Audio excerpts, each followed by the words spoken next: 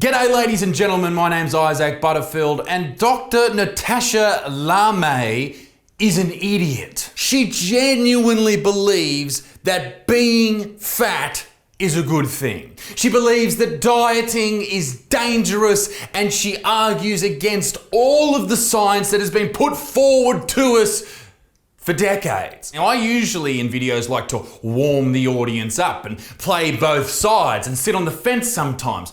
Not in this case. She is, in my non-medical opinion, a dead set wanker. Now, Natasha, who calls herself the fat doctor, so YouTube calm down, first came across our screens on the old YouTube in 2001. In early 2001, I did a video on her, More Plates, More Dates did a video on her, a lot of people did videos on her. She was a star on the morning show This Morning. Now, morning TV shows around the world are very, very similar. They have a target market of basically menopausal horny women who are on the border of alcoholism and an addiction to pain pills. Now, in between jamming themselves with many dildos, they like to listen to happy, lucky, loving people in the morning as their form of entertainment. For example, in Australia, we've had one guy on TV in the morning for decades, and he is an absolute sex symbol. It's a jet back for your country. Nothing moves for us. Bombs and trenches all in rows. His name is Koshi and he looks like a dildo. Anyway, in the UK they have This Morning. Now, they invited the fat doctor on to talk about how unhealthy weight loss is. Yeah. Most of the evidence out there shows that weight loss is actually not good for our health. Steve says being obese is the second largest killer to cancer. That's not true at all. That's absolute nonsense. So, she wholeheartedly believes that being overweight is not only not bad for you, in fact, it's quite good for you. She also believes that if you mention to your doctor that you're thinking about losing weight, or your doctor mentions to you that you need to lose weight, then they're an evil, bigoted bastard. And if you even think about losing weight, you're doing so because you're fat, phobic, and a piece of shit. Her whole shtick is we have been lied to for years about it's bad to be overweight. She believes that is a lie. If you thought all of that was absolutely insane, wait till you see where this video is heading. But before we do, this video is brought to you by the great people at Surfshark VPN. What a beautiful day to be protected. Protected? What in heavens do you mean? Well, you see, my dear, we're protected by Surfshark VPN. Every single day there's thousands of dirty soy boys on the internet trying to do you harm, trying to steal your personal information, trying to steal your credit card information, trying to steal your nudes. Who in the cold hell would want your nudes? You're making me feel sick, actually. Oh, Claire, that's not in the script. You don't have to. Oh, sorry, yeah. Who's protecting you? Surfshark, of course. Surfshark VPN turns you into an anonymous and hard to trace online user. This is particularly important in Australia right now with the new data surveillance laws that were rushed through Parliament. Meaning the government can have your device collect your data and take over your social media.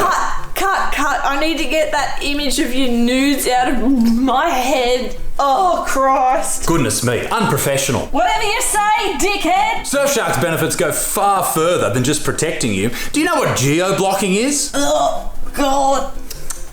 Disney Plus or Netflix have certain titles available in certain parts of the world. Your access to entertainment shouldn't be tied to your nationality. That's your line now. It's your line. Surfshark really does give me all the access I need. Just connect to the service and refresh the page. Access granted. I use Surfshark every single day and it starts up automatically when I start my computer. Now, go and grab Surfshark VPN and use the promo code BUTSMAN to get 83% off and 3 extra months for free. And there's a 30-day money-back guarantee, so there's no risk. Surf by your own set of rules. The link's in the description. Oh, the ad's over now, love. You can stop acting. Oh, you make me sick, Butterfield. Did I mention I hate ya?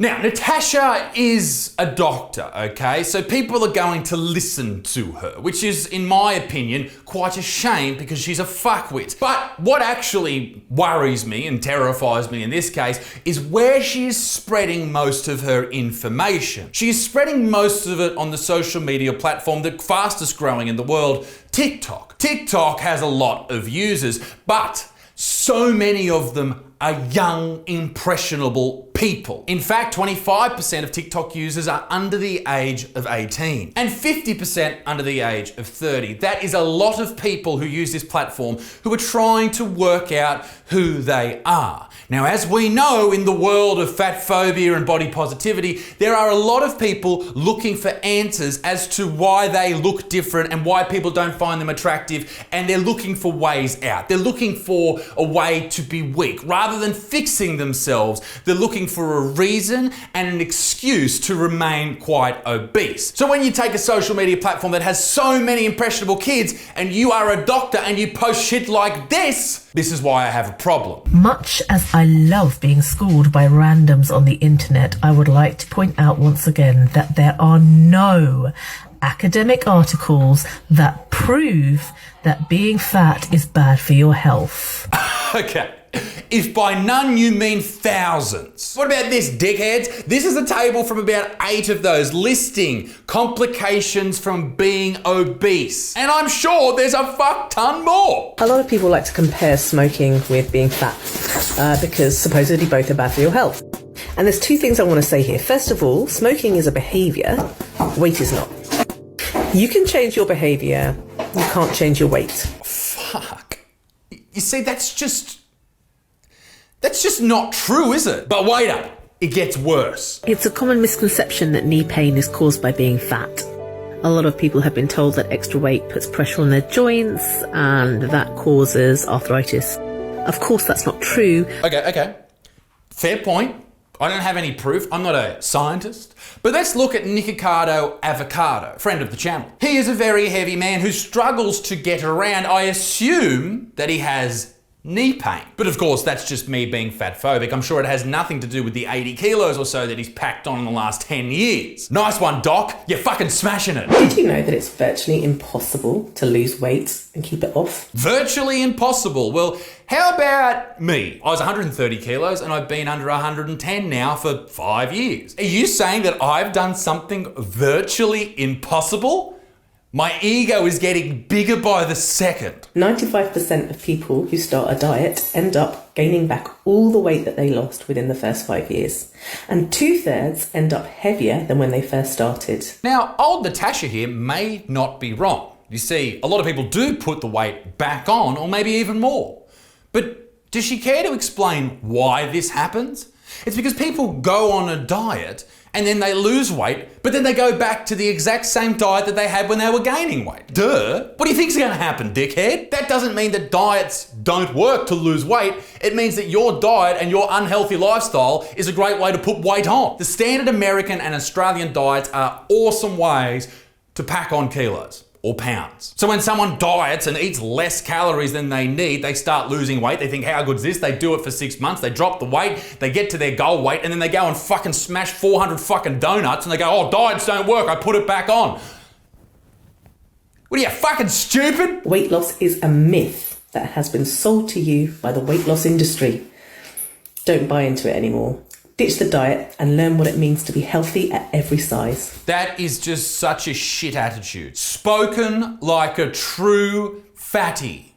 Going to the gym, walking, running, whatever it may be, and eating less than you need is too hard, so let's blame everybody else. What a weak fucking attitude that is. I really think this is a mentality issue. It's mental toughness. Have a look what she had to say about someone saying, hey, we all have the same 24 hours in a day. We can all do it, like positive messages, motivational messages. Look what Natasha Lame fucking had to say about someone daring to suggest that we all have the same 24 hours in the day and therefore we can do the same things. She says, if you want something enough, you can achieve it. How many of us have been sold this lie our whole entire lives? Just try hard and you will achieve your dreams. No, you won't. What a shit attitude, mate. What a fucking shit way to think. No wonder you keep packing on weight and you want to give up. And then she goes on to say that women who say they can do anything, they're privileged and they're probably white and they're probably thin and they're toxic and fuck off, idiot. She's angry because some people exist that are thin and attractive. And maybe they've got money. Just because someone's thin, attractive and rich doesn't make them happy. That has nothing to do whether if you can or cannot do something in your life. It is up to you. It's all in your fucking head. Honestly, this fat doctor continuously just proves her weakness. It would almost be funny if she wasn't influencing fat people. And yet I am. Graduated from medical school in 2003. Became a fully qualified GP in 2009. Been working for the NHS since 1998. I'm going to take a wild guess and assume that's before you were born. So there's someone saying it's embarrassing that you're a doctor. And sure, you are a doctor, but other doctors disagree with you, scientists disagree with you, nutritionists disagree with you. On that, during your medical degree, how long did you spend studying nutrition? Because I have this article here from Harvard. Today, most medical schools in the United States, I know she's in the UK, but teach less than 25 hours of nutrition over 4 years of a medical degree. I've done more studying of nutrition than you. Shut the fuck up. Here are some examples of incredibly inappropriate things that doctors say to their fat patients all the time and are allowed to get away with. If you don't lose weight, you will die. Okay, let's have a look at the 600-pound sisters from a few weeks ago. Are they a healthy weight? Should they continue to put weight on? Is that what you're saying? I haven't seen the show, nor do I want to, because why would I want to watch greedy television producers capitalising on society's hatred towards fat people? I don't disagree with that at all. The producers are fucked up, but they should still lose weight. All right, let's go to a website. Here are 10 things that you should definitely know about me. Number 5, I am a left-leaning liberal snowflake and I make no apologies for it.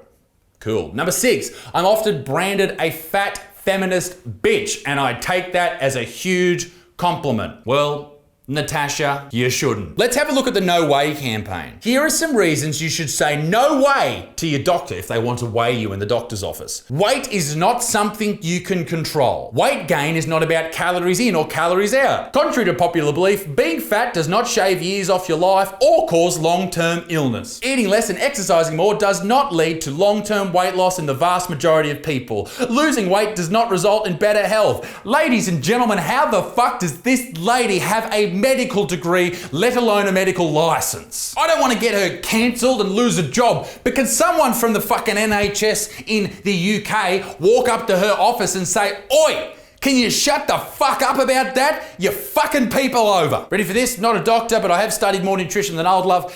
Here's 3 easy ways to lose weight. You ready for this? Eat meat and leafy greens. There you go, that's what you should eat. Number 2, move more. Just walk. If you're really obese, just walk. Walk 10 minutes a day, then 20 minutes a day, then 30 minutes, then an hour, maybe jog 10 minutes after that. Then get to the gym, then jog 20 minutes, that type of stuff, all right? And number 3, repeat.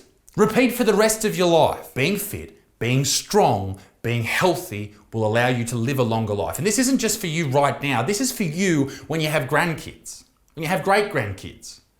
Don't you want to be able to see them grow up?